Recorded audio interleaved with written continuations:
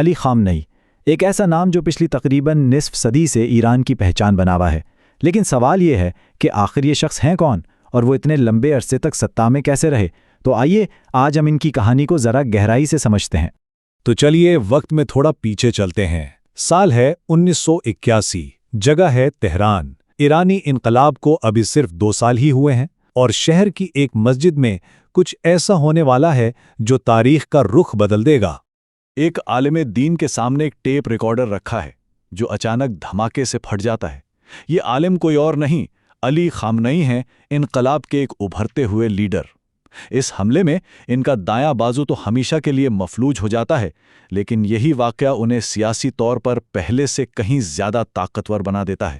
تو سوال یہ ہے کہ آخر یہ شخص اس جان لیوا حملے میں بچ کیسے گئے، اور یہی واقعہ کیسے انہیں ایران کے سب سے طاقتور عہدے یعنی سپریم لیڈر کی کرسی تک لے گیا؟ چلیے اس پوری کہانی کو شروع سے دیکھتے ہیں۔ کسی بھی شخصیت کو سمجھنے کے لیے اس کے ماضی کو جاننا بہت ضروری ہے، تو آئیے پہلے ان کی ابتدائی زندگی اور جوانی کے دور پر ایک نظر ڈالتے ہیں۔ ان کی پیدائش مشہد کے ایک مذہبی گھرانے میں ہوئی۔ والد خود ایک عالم دین تھے، تو بچپن سے ہی دینی اور فارسی تعلیم پر بہت زور دیا گیا۔ لیکن ان کی زندگی کا سب سے بڑا موڑ تب آیا جب 1957 میں ان کی ملاقات آیت اللہ خمینی سے ہوئی، وہی خمینی جو آگے چل کر ایرانی انقلاب کے بانی بنے۔ دیکھیں، اس وقت ایران میں ہو کیا رہا تھا۔ شاہ کی حکومت ملک کو مغربی طرز پر جدید بنا رہی تھی، جسے وائٹ ریولوشن کہا گیا، لیکن اس سے علماء طبقے میں شدید غصہ تھا۔ جب شاہ نے آیت اللہ خمینی کو ملک سے نکال دیا تو یہ علی خامنئی ہی تھے جنہوں نے ایران کے اندر رہ کر شاہ مخالف تحریک کو منظم کیا، اور اس کی قیمت بھی چکائی، انہیں کئی بار جیل بھی جانا پڑا۔ تو انقلاب تو آ گیا، لیکن اس کے بعد کا دور تو جیسے ایک سیاسی طوفان تھا، ہر طرف افراتفری تھی۔ ایسے میں علی خامنئی کا اقتدار کے اعلیٰ ترین منصب تک پہنچنا کوئی طے شدہ بات نہیں تھی، بلکہ یہ کئی غیر متوقع واقعات کا نتیجہ تھا۔ ذرا ان واقعات کی ترتیب دیکھیے۔ پہلے صدر کا مواخذہ ہو جاتا ہے، دوسرے صدر کو قتل کر دیا جاتا ہے، اور پھر علی خامنئی جو خود ایک قاتلانہ حملے سے ابھی ٹھیک ہو ہی رہے تھے، ملک کے تیسرے صدر منتخب ہو جاتے ہیں۔ یعنی ایک سیاسی خلا تھا جسے انہوں نے پر کیا، اور پھر 1989 میں خمینی کی وفات کے بعد انہیں سپریم لیڈر چن لیا گیا۔ لیکن صدر سے سپریم لیڈر تک کا سفر بھی سیدھا نہیں تھا۔ دراصل خمینی کی وفات کے بعد جب جانشین کا سوال اٹھا تو خامنہ کا نام ایک سمجھوتے کے طور پر سامنے آیا۔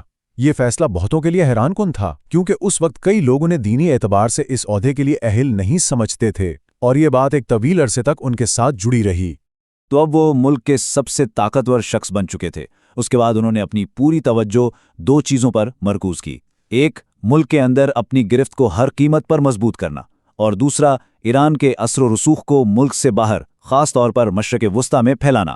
اور اپنی طاقت کو مضبوط کرنے کے لیے ان کا سب سے بڑا ہتھیار رہا اسلامک ریولوشنری گارڈ کور یعنی IRGC۔ یہ سمجھنا بہت ضروری ہے کہ یہ صرف ایک فوج نہیں ہے، یہ ایک بہت بڑی فوجی، سیاسی اور معاشی طاقت ہے جس کے کمانڈرز براہ راست سپریم لیڈر کے وفادار ہیں، اور یہی ان کی حکومت کی بنیاد ہے۔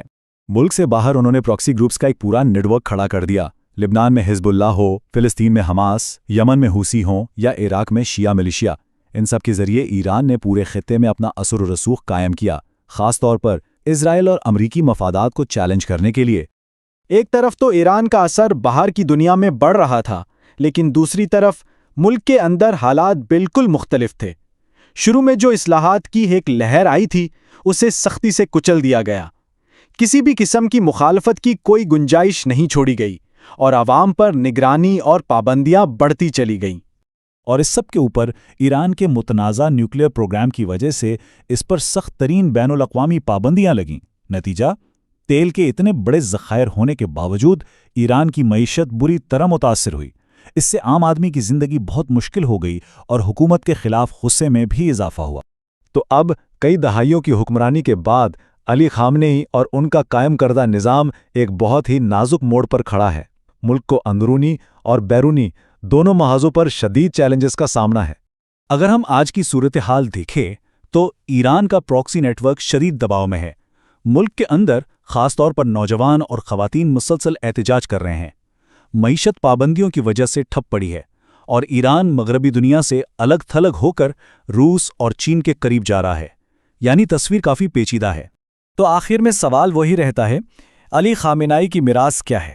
کیا وہ ایک ایسے رہنما ہیں جنہوں نے عالمی دباؤ کے سامنے ایران کو جھکنے نہیں دیا، یا پھر ایک ایسے حکمران جس نے اپنے ہی عوام کی خواہشات کو دبا دیا؟